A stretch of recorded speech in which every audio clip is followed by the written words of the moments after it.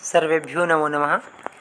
आप सभी मित्रों का पुनः एक बार स्वागत है अपने आपके यूट्यूब परिवार ज्ञान की राजधानी में। मित्रों, यथा शिक्षा शास्त्री की प्रवेश परीक्षा के पूर्व से ही हम लोग निरंतर इसकी तैयारी कर रहे थे हमारे इस यूट्यूब परिवार के माध्यम से, एवं जो भी इसके संबंधित महत्वपूर्ण जानकारियाँ हैं, काउंसलिंग रिजल्ट्स और आगे की जो भी प्रोसेस होगी, इन सभी के विषय में आपको हमारे इस यूट्यूब चैनल के माध्यम से सभी सूचनाएं आपको प्रदान की जा रही थी। तो इसी क्रम में जिन जिन छात्रों का इससे पहले एक रैंक लिस्ट आई हुई थी, तो उसके बाद अब जो काउंसलिंग प्रवेश के लिए जो आगे अग्रिम प्रक्रिया है वह प्रारंभ हो चुकी है संस्कृत विश्वविद्यालय में, केंद्रीय संस्कृत विश्वविद्यालय में। तो इसके जो सभी कैंपस थे वहाँ पर टोटल 770 सीट्स अवेलेबल थी, जिनकी सूची संस्थान के द्वारा आज अपने वेबसाइट में डाल दी है।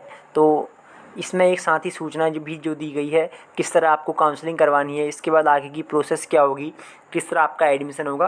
तो इसी विषय में हम लोग इस वीडियो में बात करने वाले हैं।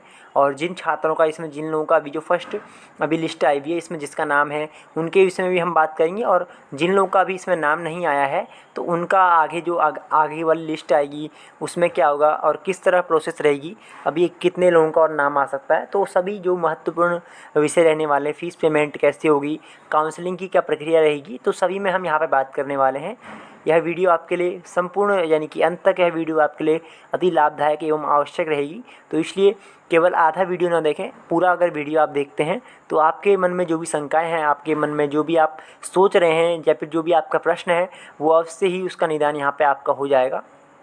तो चलिए एक बार हम इसको पूरा जो सूचना इनके द्वारा निकाली हुई है आज 17 तारीख को, इनकी आप इसको वेबसाइट में से भी डाउनलोड कर सकते हैं एवं हमारे टेलीग्राम एवं व्हाट्सएप ग्रुप में भी आपको उपलब्ध करा दिया गया है। तो एक बार हम लोग इसको पढ़ लेते हैं। इसके बाद इसका जो सार क्या है, क्या आपको करना है, वो आपको बता दिया जाएगा। केंद्रीय संस्कृत विश्वविद्यालय के विभिन्न परिसरों, तो जैसा कि इसके आपको पता है लगभग 10 परिसर लगभग बीएड के लिए हैं एवं एमएड दोनों के लिए आ चुका है। तो यहाँ पर मुख्य हम बीएड की बात कर रहे हैं। विभिन्न परिसरों में शिक्षा शास्त्री कक्षा हेतु आवेदकों में से वरीयता क्रम एवं आरक्षण नियमों के अनुसार परामर्श के लिए बुलाए जाने वाले अभ्यर्थियों की सूची संलग्न है। तो जो मेरिट के हिसाब से एवं आरक्षण, जितने भी संस्थान के द्वारा जो भी आरक्षण दिए जाते हैं, उन सभी नियमों के अनुसार इन्होंने काउंसलिंग के लिए यह एक जो लिस्ट है इसके साथ में इन्होंने संलग्न की है। इस सूचना के साथ में ही एक लिस्ट वह भी है, तो उसमें भी हम लोग बात करेंगे, उस लिस्ट को भी एक बार हम देख लेंगे।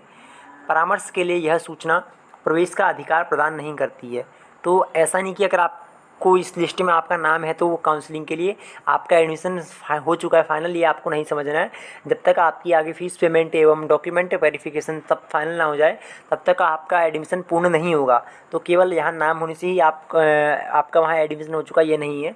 परामर्श के बाद चयनित प्रवेशार्थी को शुल्क ऑनलाइन माध्यम से ही जमा करना होगा। आप अगर आपकी काउंसलिंग आप करवाते हैं, आपकी फाइनल काउंसलिंग हो जाती है, आप चयन आपका हो जाता है, तो उसके बाद आपको जो शुल्क होगा वो ऑनलाइन माध्यम से ही इसका जमा करना होगा। परामर्श हेतु निर्धारित तिथि में भौतिक रूप से ऑनलाइन उपस्थित नहीं होने, निर्धारित शुल्क जमा न कराने अथवा आवश्यक दस्तावेज इत्यादि प्रस्तुत नहीं करने पर प्रवेश दिया जाना संभव नहीं होगा और प्रवेश की पात्रता स्वतः निरस्त मानी जाएगी। तो बहुत ही इंपॉर्टेंट यहाँ पे ये लाइन आपके लिए है।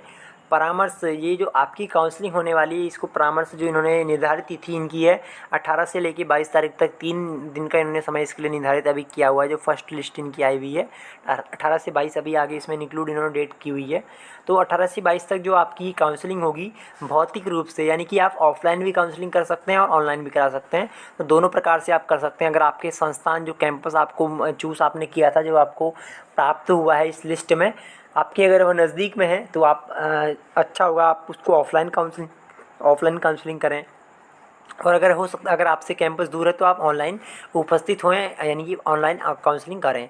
निर्धारित शुल्क जमा न करने पर, तो जब तक आप काउंसलिंग करने के बाद भी अगर आपने शुल्क जमा नहीं किया है और जो आपके डॉक्यूमेंट्स हैं वो सब आपने जमा नहीं किए हैं, तो तब भी आपका प्रवेश वहाँ पे प्रवेश निरस्त किया जा सकता है। तो आपकी पात्रता निरस्त की जा सकती है। तो ये सब सूचना आपके लिए काफ़ी महत्वपूर्ण है। जब तक आपका फाइनल सब document verification plus fees payment ना हो जाए तब तक आपका एडमिशन फाइनल नहीं होगा, ये चीज़ यहाँ पे कहना चाहते हैं। अब देखिए क्या प्रमुख यहाँ पे जो डॉक्यूमेंट्स हैं आपके लिए यहाँ पे होने वाली, ये सब आपको वहाँ पे काउंसलिंग में उपलब्ध आपको कराने होंगे। तो शिक्षा शास्त्री के लिए ऑनलाइन आवेदन पत्र, जो आपने ऑनलाइन आवेदन किया था उसको ये एक फ़ोटोकॉपी आप निकाल लीजिएगा, वो आपको वहाँ जमा करनी होगी। जो जब आपने form CSU central Sanskrit university में रजिस्ट्रेशन किया था उस समय का पार्ट बी फॉर्म, इन्होंने इसके साथ में एक पार्ट बी फॉर्म दिया हुआ है। इसको भी आपने डाउनलोड करके निकाल लेना है, अपने साथ में परिसर में देना होगा यह। अगर आपको PDF हम टेलीग्राम ग्रुप में इसका अवेलेबल करा देंगे इसको भी। जन्म तिथि के लिए आपको मैट्रिक यानी कि सेकेंडरी 10th क्लास का आपका रिजल्ट हो जाएगा मैट्रिक जन्म तिथि के लिए। प्राक शास्त्री उत्तर मध्यमा यानी कि 12th की मार्कशीट, शास्त्री या फिर BA की आपकी मार्कशीट, प्लस अगर आपने आचार्य किया हो तो आप आचार्य की भी यहाँ पे दे सकते हैं, ठीक है, यदि आपके पास हो तो। SC ST OBC अगर EWS या सब आप अगर इन कैटेगरी में आपका चयन यहाँ पे हुआ है, आपने फॉर्म फिलअप करते हुए कैटेगरीज चूज़ की थी, तो इसके लिए आपको ये सब अधिकारी द्वारा जारी प्रमाण पत्र यहाँ प्रस्तुत करने होंगे। दिव्यांग होने की स्थिति में चिकित्सक द्वारा 40% से कम दिव्यांगता का उल्लेख करते हुए प्रमाण पत्र आपके पास होना चाहिए। और अगर आप स्पोर्ट्स कोटे के लिए आपने वहाँ पे चयन किया था तो उसका भी आपके पास प्रमाण पत्र होना चाहिए। और माइग्रेशन सर्टिफिकेट, तो माइग्रेशन प्लस प्रोविज़न यानी कि माइग्रेशन सर्टिफिकेट, स्थानांतरण प्रमाण पत्र TC आपके पास होनी चाहिए। TC और CC कैरेक्टर सर्टिफिकेट, चरित्र और स्थानांतरण अगर आपके पास हो तो चलेगा, नहीं अगर नहीं भी है तो आप अंडरटेकिंग फॉर्म यहाँ पे अभी होगा वो आप भर सकते हैं, बाद में आप इसको जमा कर सकते हैं। और एकेडमिक बैंक क्रेडिट, तो ABC आपको यहाँ पे ID बनानी है, तो इसके लिए भी इन्होंने एक PDF डाला गया है इनके द्वारा, तो इसको देख के आप बना सकते हैं रजिस्टर्ड आप करके। इसका भी एक फ़ोटोकॉपी आपको निकाल ली होगी। अगर आप एकल बालिका हो तो संबंधित प्रमाण पत्र, अगर आपने यहाँ पे जो कोटा इन्होंने दिया था आपने देखा होगा फॉर्म फिलअप करते हुए, अगर आप सिंगल गर्ल चाइल्ड हैं तो जिन लोगों को उस कैटेगरी में जिनका चयन हुआ है तो वो लोग उस प्रमाण पत्र को भी यहाँ पे लगाएंगे। और EWS प्रमाण पत्र वर्तमान वर्ष का ही आपका होना चाहिए। और OBC आपका उसमें इनकम सर्टिफिकेट वर्तमान वर्ष का होना चाहिए। और NER संबंधित प्रमाण पत्र, NER में जो आपने NSS इत्यादि के फॉर्म सर्टिफिकेट लगाए थे वो सब आपके यहाँ पे होने चाहिए। तो इतने डॉक्यूमेंट्स आपके पास होने चाहिए काउंसलिंग के लिए। इसमें देखिए प्रव्रजन, माइग्रेशन और स्थानांतरण प्रमाण पत्र अगर नहीं भी हो तो आप बाद में इसको कर सकते हैं। इसके लिए आपके पास आपको जो अंडरटेकिंग फॉर्म होता है ये आपको फिलअप करना होगा। माइग्रेशन के लिए यहाँ पे उन्होंने लिखा नहीं है, लेकिन होने में आपके लिए होगा, यह भी आप कॉल करके संपर्क कर सकते हैं इसमें। पर TC के लिए इनके द्वारा लिखा गया, स्पष्ट किया हुआ है इन्होंने। अब देखिए कुछ महत्वपूर्ण जानकारियाँ हैं। संबंधित परिसरों द्वारा निर्मित स्थानीय प्रवेश समिति के समक्ष पात्रता सिद्ध होने पर ही प्रवेश दिया जाएगा। तो जो काउंसलिंग आपकी जहाँ समिति करेगी वहाँ जब आपका पात्रता सिद्ध होगी तभी आपको प्रवेश वहाँ दिया जाएगा। प्रवेश निर्धारित तिथियों में ही दिया जाएगा, जो डेट आपके लिए निर्धारित की गई है उसी में आपको प्रवेश दिया जाएगा। उसके आगे पीछे आप ये ना कि आप सोचें कि हम बाद में जाएँ तो हमें मिलेगा, ये ऐसा नहीं होगा। आपके द्वारा ऑनलाइन प्रवेश आवेदन पत्र में दी गई जानकारी के आधार पर ही आपको परामर्श प्रवेश के लिए सूचना दी गई है। आपके द्वारा दी गई जानकारी वास्तविक जांच में यदि असत्य पाई गई तो आपको प्रवेश योग्य नहीं माना जाएगा। जब आपने ऑनलाइन फॉर्म फिलअप किया था उस समय जो भी आपने जानकारी दी है वही जानकारी आपकी होनी चाहिए। अगर वहाँ कुछ गलत है तो आपको प्रवेश के लिए यहाँ पर भी अर्ह नहीं माना जाएगा, ठीक है। ये भी इन्होंने लिखा हुआ है, वास्तविक जाँच में अगर कुछ गलत पाया जाता है तो इसके लिए आप स्वयं उत्तरदायी होंगे। प्रवेश के संबंध में स्थानीय प्रवेश समिति का निर्णय मान्य होगा, तो इसके लिए आप स्वयं उत्तरदायी होंगे अगर आप कुछ गलत भरे हुए हैं, तो ये भी इन्होंने यहाँ पे लिखा हुआ है। अगर आपसे कुछ गलती हुई है बाद में उस समय आपने मेल इत्यादि किया हुआ है तो वो आप उसकी फ़ोटोकॉपी निकाल के रख लीजिएगा अपने पास। जो परिसर परामर्श प्रवेश के लिए आवंटित किया गया है उसी परिसर में आपको प्रवेश दिया जा सकता है। प्रवेश के पश्चात स्थानांतरण नहीं होगा। तो अभी वर्तमान समय जो काउंसलिंग के लिए आपको जो प्रवेश अभी आवंटित किया गया है, जो परिसर आपको दिया गया है वहीं पे आपको प्रवेश दिया जाएगा। इन्होंने ये लिखा हुआ है प्रवेश के पश्चात स्थानांतरण नहीं होगा। तो आपने एडमिशन ले लिया फिर आपका वहाँ से कहीं और किसी और कैंपस में वहाँ से स्थानांतरण नहीं होगा, ये भी इन्होंने स्पष्ट किया हुआ है। और प्रवेश समाप्त होने के पश्चात विश्वविद्यालय के परिसर में स्थान रिक्त होने पर उत्तीर्ण प्रवेशार्थियों की सूची में शेष प्रवेशार्थियों को नियमानुसार प्रवेश दिया जाएगा। उक्त संदर्भ में सूचना तत्समय विश्वविद्यालय की वेबसाइट पर देखी जा सकती है। तो देखिए अभी जिन लोगों का नाम इस फर्स्ट लिस्ट में नहीं आया हुआ वो लोग भी निश्चिंत, जो वो लोग भी चिंता ना करें, उनका नाम सेकंड लिस्ट में आ जाएगा। क्योंकि देखिए अभी इसमें आपको 77 सीट्स हैं, तो इसमें से हो सकता है कि कुछ लोग MA कर लें, ठीक है, या आचार्य कर सकते हैं, तो वो लोग हट जाएंगे। प्लस कुछ लोग रहेंगे कि वो LBS से या फिर CSU तिरुपति से B.Ed कर सकते हैं, जगन्नाथपुरी, क्योंकि ऐसा है अधिकतर लोगों ने सब जगह फॉर्म फिलअप किए हुए हैं, तो वहाँ भी उनका नाम आएगा, यहाँ पे भी नाम आएगा, तो वहाँ वो लोग चले जाएँ तो वो सीट भी खाली हो सकती हैं। तो लगभग काफ़ी सीट्स अभी इसमें खाली होंगी। और कुछ लोग के साथ में ये समस्या भी रहती है कि कैंपस उनका काफ़ी दूर हो चुका है, तो इसलिए वो लोग भी अपना प्रवेश रद्द कर देते हैं। तो ऐसे भी आपको कुछ मामले काफ़ी दिखाई देंगे। तो इसलिए काफ़ी सीट्स और आगे लगभग 100-150 के आसपास सीट्स कम से कम आपकी और खाली हो सकती हैं। तो जो और शेष छात्र हैं उस सूची में, जो पहले इनकी सूची आई थी, तो उस सूची में जो बचे हुए हैं उनको दोबारा उसमें मौका मिलेगा। विश्वविद्यालय की वेबसाइट के अतिरिक्त प्रवेश संबंधी सूचना पोस्ट या अन्य माध्यम से नहीं भेजी जाएगी। तो जो भी सूचनाएं होंगी सब आपको यहीं इसी वेबसाइट से मिलेंगी, जो वेबसाइट है गवर्नमेंट विश्वविद्यालय की, सेंट्रल संस्कृत यूनिवर्सिटी की, वहीं आपको सब मिल दिया जाएगा। प्रवेशार्थियों को भौतिक उपस्थिति या ऑनलाइन के माध्यम से आवंटित परिसर में परामर्श काउंसलिंग की सुविधा दी गई है। आवंटित परिसर में भौतिक रूप से उपस्थित प्रवेशार्थियों के दस्तावेजों के सफल सत्यापन के पश्चात स्थानीय प्रवेश समिति की अनुशंसा पर ही स्थायी प्रवेश एवं ऑनलाइन के माध्यम से दस्तावेजों के सफल सत्यापन कराने वाले प्रवेशार्थियों को स्थानीय प्रवेश समिति की अनुशंसा पर अस्थायी प्रवेश दिया जाएगा। तो देखिए, अगर आप ऑफलाइन काउंसलिंग कराती हैं तो आपका स्थायी प्रवेश हो जाएगा, और अगर आप ऑनलाइन कराते हैं तो आपका अस्थायी ही रहेगा। क्योंकि स्थायी किस लिए हुआ, उनका आपके पास सब डॉक्यूमेंट वेरिफिकेशन अच्छे से ऑफलाइन हो चुका है। ऑनलाइन जो है उन लोगों को दोबारा वहाँ जाके फिर दोबारा एक बार उन प्रवेशार्थियों को दोबारा वहाँ जाके एक शपथ पत्र उस टाइम जमा करना है कि मैं जब भौतिक रूप से यानी कि ऑफलाइन जब मैं वहाँ पर परिसर में जाऊँगा तो सभी मूल प्रमाण पत्रों के साथ में दोबारा उपस्थित होऊंगा, ये आपने सत्यापन कराना होता है। इसके बाद अगर आप उसमें असफल रहते हैं तो आपका प्रवेश किसी भी शर्त के बिना निरस्त किया जा सकता है। तो ये काफ़ी महत्वपूर्ण जानकारी है। तथा मुझे यह भी याद है कि भौतिक सत्यापन में असफल होने पर मेरे द्वारा समर्पित शुल्क वापस नहीं किया जाएगा। तो अगर आपका सत्यापन बाद में गलत हो जाता है तो आपको फिर जो आपने शुल्क जमा किया है वो भी वापस नहीं किया जाएगा। तो काफ़ी महत्वपूर्ण है आपके लिए यह जानकारी, इसको अच्छे से आप लोग करें। अगर आप ऑफलाइन काउंसलिंग कराते हैं तो आप स्थायी हो जाएंगे, अगर ऑनलाइन कराते हैं तो आप अस्थायी ही रहेंगे जब तक आपका डॉक्यूमेंट वेरिफिकेशन ना हो जाए। ठीक है, ये भी एक ध्यान देने की आपके लिए बात है। छात्रों को जो पंजीकरण ABC ID बनानी, तो ये लिंक आपको दी गई है। परामर्श काउंसलिंग के लिए आप सत्यापन के पश्चात प्रवेश शुल्क, जब आपकी काउंसलिंग हो जाती है तो उसके बाद इस वेबसाइट में जाके आपने फ़ीस जमा करनी। वेबसाइट आपको दी है प्रवेश शुल्क, यहाँ जाके आपको जमा करना है, जो कि जनरल OBC EWS SGS वर्ग के लिए 7,500 रुपये है, और SC ST PWS कोटा 7,000 रुपये आपको जमा करना होगा।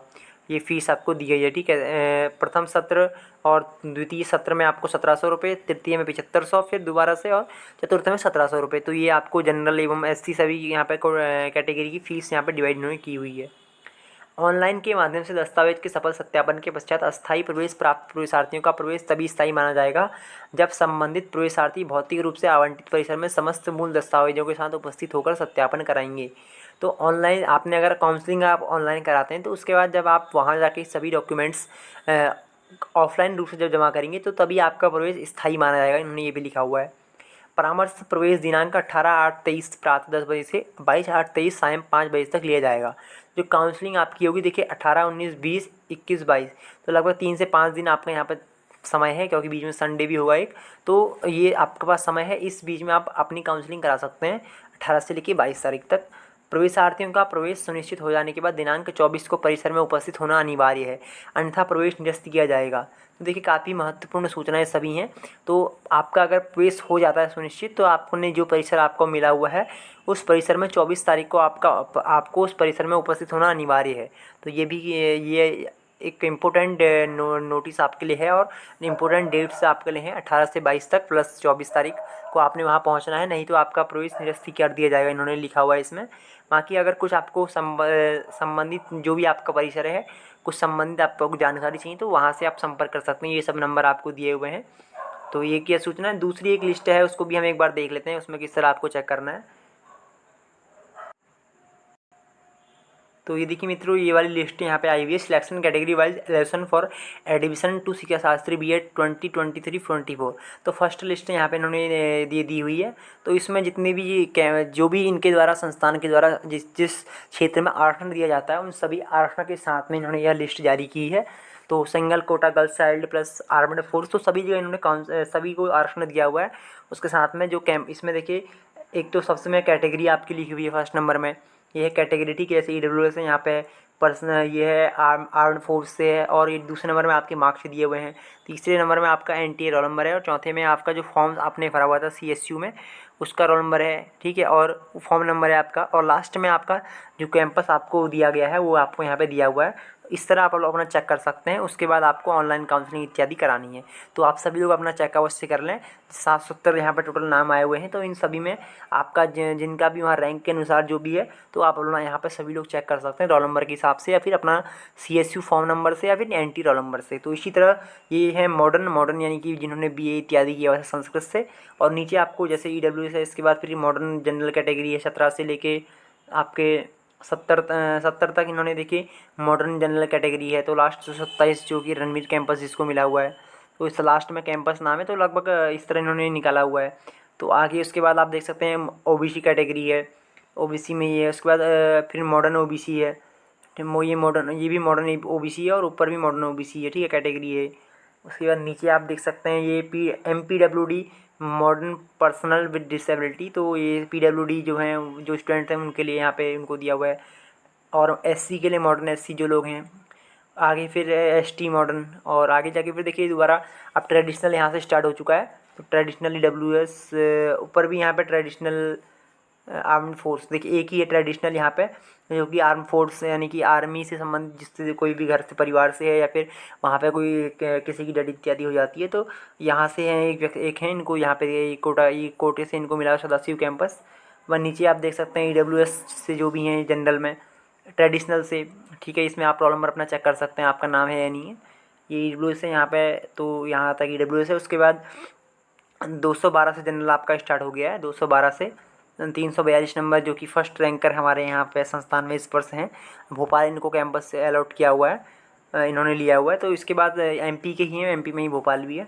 तो इस तरह यहाँ पे 212 से लेके सब जनरल की स्टार्ट हो चुकी है लिस्ट। यह आप इसको चेक कर सकते हैं अपना नाम। 212 से लेके देखिए काफ़ी लंबी यहाँ पे है यह, 212 से लेके 443 तक यहाँ पे टोटल गई हुई है यह लिस्ट। उसके बाद नीचे आपको जो स्टेट जम्मू और 7 स्टेट्स हैं ईस्टर्न और रीजन, क्योंकि जब फॉर्म आपने फिलअप किया हुआ तो वहाँ पे आपसे पूछा जा रहा था अगर आप वहाँ से संबंधित हो, वहाँ से भी इन्होंने कैंपस एक आर्ट यहाँ पे इनके द्वारा यहाँ भी दिया गया है। तो वहाँ से हैं तो नॉर्थ ईस्टर्न रीजन से। और नीचे फिर OBC कैटेगरी इन्होंने दी हुई है। OBC के बाद OBC चल रही है। इसके बाद फिर ट्रेडिशनल ये TOBC ट्रेडिशनल OBC, ठीक है। और आगे पर्सनल विद डिसेबिलिटी। तो सब कैटेगरी वाइज यहाँ पे डिवाइडेड हैं, तो आप अपनी कैटेगरी के अनुसार यहाँ पे इसमें चेक कर सकते हैं अपना नाम।